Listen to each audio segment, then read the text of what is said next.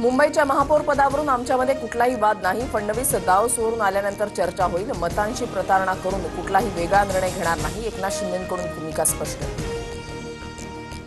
शिवसेना पक्ष बार्गेनिंग करणारा नाही. आमची लढाई सत्ता खुर्चीसाठी नसून महाराष्ट्राच्या विकासासाठी. विरोधकांनी त्यांचे नगरसेवक सांभाळावेत. महापौर पदासाठी अडीच वर्ष फॉर्म्युल्याच्या वृत्तावर शिंदेंची प्रतिक्रिया. मुंबईच्या महापौर पदावर शिंदेंच्या शिवसेनेचाही दावा. प्रत्येकाला वाटतं महापौर पद आपल्याकडे असावं. उदय सामंतांचं सूचक विधान.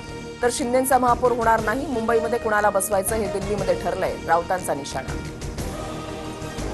शिंदेंच्या शिवसेनेचे 29 नगरसेवक 3 दिवसांपासून वांद्र्यामधल्या हॉटेल ताज लँड्स एंडमध्ये मुक्कामी. नगरसेवकांना मार्गदर्शन केलं.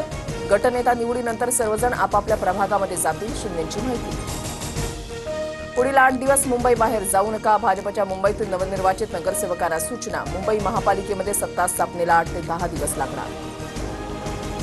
2 वर्ष भाजपला ठाण्याचं महापौर पद द्या. ठाण्यामध्ये भाजपचा 100% स्ट्राईक रेट. भाजपच्या निरंजन डावखरे यांचा दावा. तर वरिष्ठ निर्णय घेतील. नरेश म्हस्केंकडून स्पष्ट. कल्याण डोंबिवलीमध्ये ठाकरे बंधूंचे नगरसेवक गेम चेंजर ठरणार. महापौर पदासाठी भाजपला 12 तर शिवसेनेला 9 नगरसेवकांची गरज. इतर पक्षातील नगरसेवक फोडण्यासाठी बार्गेनिंग सुरू. 9 नगरसेवक ठाकरेंच्या निगराणीखाली. सूत्रांची माहिती.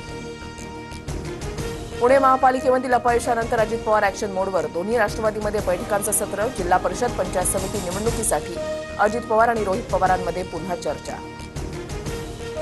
एकत्र यायचं असल्यास सत्तेमधून बाहेर पडा. शरद पवारांची विचारधारा वेगळी आहे. आमदार उत्तम जानकरांचा अजित पवारांना सल्ला. बाबा सिद्दीकींसारखीच तुमची हत्या करू. भाजप नेत्या नवनीत राणा यांना पुन्हा धमकी. हिंदूंनी 4 मुलं जन्माला घालावीत या वक्तव्यावरून नवनीत राणांना इशारा. राजापेठ पोलीस ठाण्यामध्ये तक्रार दाखल.